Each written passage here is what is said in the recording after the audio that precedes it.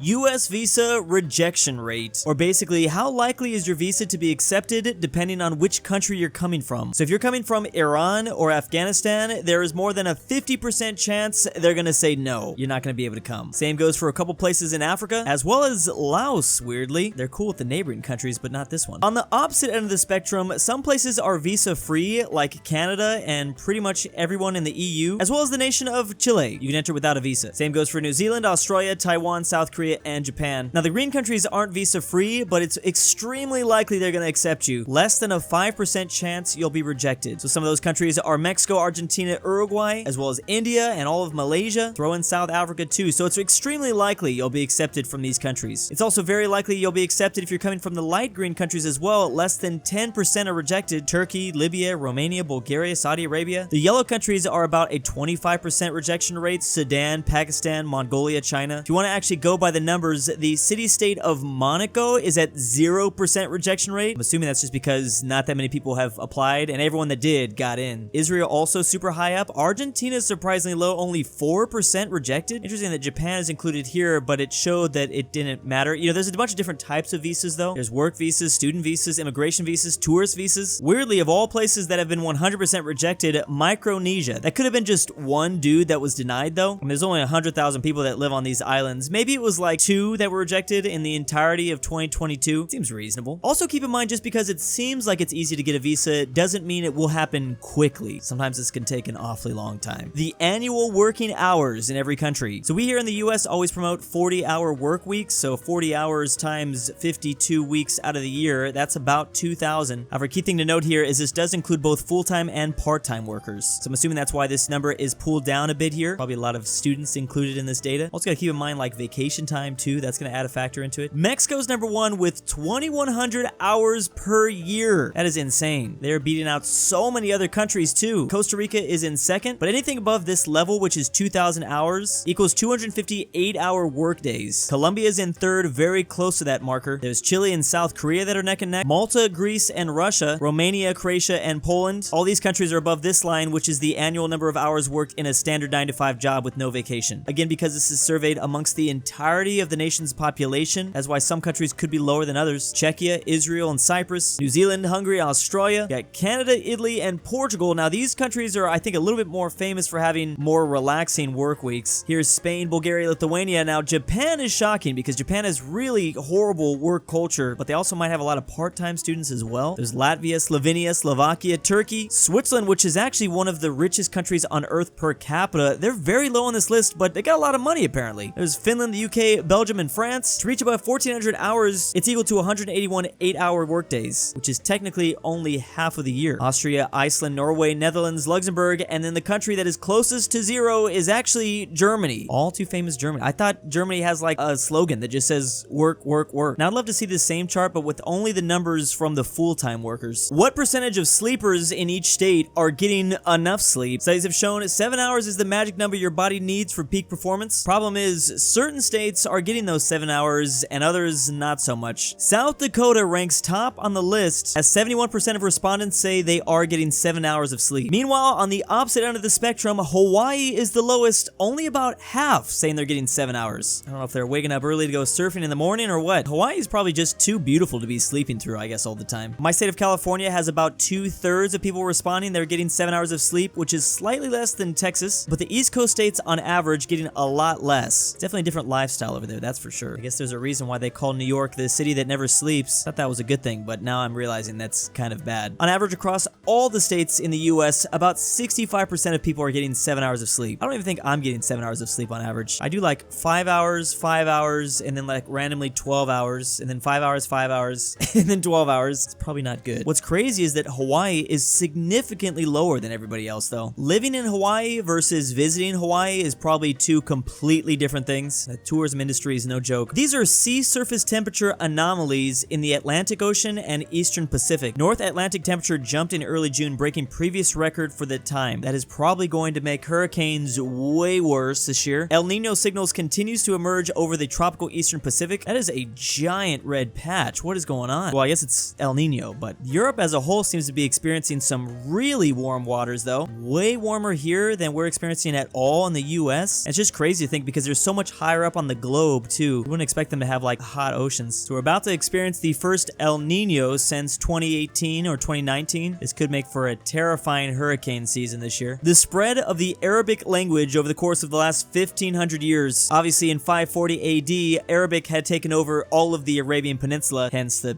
name. Light blue represents the significant Arabic speakers, not necessarily a majority yet though. Fast forward to today, and this is where the language has expanded to. Funny enough, it hasn't necessarily grown westward. I mean, it's taken over the entirety of the Arabian Peninsula and gone a little bit northward, but the main expansion has gone towards the west, and this probably directly relates to the empires that also expanded this way. One that specifically comes to mind is the Umayyad, which was only 1 or 2 centuries after that first map we saw. Speaking of which, today there's about 313 million Arabic speakers in the world. That puts it 6th in the most popular languages behind French, Spanish, Hindi, Chinese, and English. What's interesting though is that Arabic can't be considered a first language because of the local dialects. I guess this is why certain Arabic speakers can't necessarily understand other Arabic speakers. Geography has a huge impact on this, as it does all languages. I do find it interesting that certain languages can exist on the other side of the globe and you can still understand them. For instance, we in the US can understand Australians, but at the same time there are other dialects that are maybe much closer to us. Have you ever heard someone like from the deep south? I have family from the deep south. Like, I can't understand one of my uncles. He is literally Boomhauer from King of the Hill. The declining birth rates around the world, and these are all coming from some of the most populous countries. A place like Spain has declined at nearly 50% since the 1950s, but that's still nothing compared to Thailand. They've seen like, I don't even know what this is, like an 80% decline. Still, that's not as crazy as South Korea. They have the lowest birth rate in the entire world. Of course, the government is trying to do something about it, but what can you really do? We definitely hear about a lot of those things coming out of Japan too, and this kind of explains that Japan hasn't had the same decline that Korea has though. But what's crazy about this is literally all the countries here are experiencing some sort of birth rate decline. Even China, who recently announced they actually have lost population. Afghanistan remained pretty high up until recently. Interesting that Algeria had like kind of a comeback, but then it dipped back down. I remember seeing all these graphs when I was a kid that like overpopulation was going to be an insane problem one day. Not that it won't, but they just assumed that birth rates were going to remain the same from like the 1950s. Like we're about to have 50 billion people living on Earth in 2030. Those were literally the numbers they were throwing around. It's interesting because world population projections are really just saying 8.5 billion people will be here by 2030. They're saying we're not even going to reach 10 million until 2057. They're expecting this yearly percentage increase to just continue to plummet. What happens in 2100 when like things start to go down? Countries with 100% literacy rate or population above the age of 15 that can read. One is not like the others. So there's Finland and Norway, Luxembourg, Liechtenstein, and Andorra. It is a little bit easier to do this when you have less people living in your country. I mean, we're talking about 100%. Every single 15-year-old needs to be able to read. It's probably easy to get in that 90 percentile range, but every single one? All it takes is one dude to mess it all up.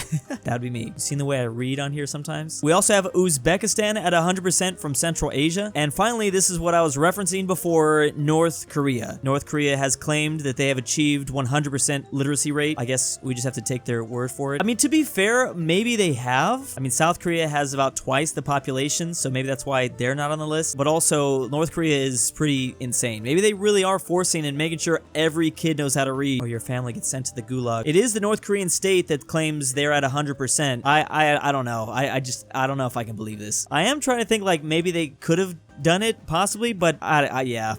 I feel like I just don't buy it. I love the photos of like North Koreans on computers. One time I did get a view from North Korea, so I guess they might have VPNs or something. Or, I don't know. This is a very interesting map, that's for sure. How many nukes does each country control? Now, I knew the US is in second place, only behind Russia. We're seeing still the echoes of the Cold War here. France is claiming to have more than the UK, but they're, you know, pretty consistent. Again, take these numbers with a grain of salt, because who knows exactly. Does Pakistan really have more nukes than India? This is also maybe a number that they don't want to like truly reveal. China has 350, and we believe that North Korea has about 20. Now, how far those nukes can actually go is another question. We are kind of guessing here, but yeah, they could also have maybe 30 to 40, somewhere around there. Last we heard, Iran might be trying to build one as well. Believe it or not, though, the nuclear stockpile has actually gone down, as well as the number of countries that are considering or pursuing getting nuclear weapons. Currently, there's about 12,000 of them worldwide, but in the 1980s, there was an estimated 60,000 or more. That just seems like a horrible idea. I guess it's been good that we've tried to limit the number of those, even though 12,000 is still a lot too. All it takes is one for like absolute chaos. Yeah, 1986, some estimates put it at 70,000. How to make a Marine Corps fighting hole. Choose a flat area which is semi-elevated, so this is higher up, yet overall it's still pretty flat up there. Mark out a rectangular area. Dig until the hole is about chest deep, placing excess dirt in an even berm around the lip of the hole. Add a trench in the center of your hole, perpendicular to the long side. That way if it rains, trench helps collect water to keep you dry. Yeah, you don't want to get trench foot out here. Clear an area about 1 foot wide between the lip of your hole and the beginning of the berm. This is where you're going to store things. Add foliage around the berm to camouflage your location. Okay, this seems like the most key ingredient that you need to have. You would never find this dude. The problem is, this is going to take forever. To dig a hole this deep, man, that would not be fun. At least a day. So you need to at least have one whole day. I'm good. I'll stick to just playing Minecraft. This would take like 2.5 seconds. How currencies got their names around the world. So the US dollar is a shortening of this German word. Wait, how did they get dollar from that? And why did I not know this before? The peso means weight in Spanish. Oh, this is like pound for the British. Speaking of which, the pound sterling meant little star in reference to the stars that appeared on the Anglo-Saxon coins. There's the franc, which comes from a medieval Latin phrase. There's the krona, which literally means crown in Swedish, because the crowns are stamped onto the coin. Same in a lot of the Nordic countries. Lira, which traces back to the Latin word libra, which meant pound. Wow, this really all does come down to weight, which I guess makes sense if you think about like coins and weight. That's the measuring. The ruble, thought to be from Old Russian, meaning to cut. Early coins were made by cutting pieces of silver bars. Again, shekel meaning weight, and rupee from the Sanskrit word rupai. So all these origins really come from a long time ago, obviously, and the conclusions seem pretty logical too. What about the euro? Where does that come from? And then there was one more. I really need to know the story behind this one. And big thanks to the patrons. I am the kidnapper. I oofed Drew since no one paid his ransom. This channel's now run by AI. Australia is real. I'm Argentinian. $20 is a lot. Asher, 200, Norway, Chester, Tiny, Traven, A Nargin, Traven, John Denver, KirinoIsBestGirl, the Polish-Lithuanian Commonwealth, Twickenhamster,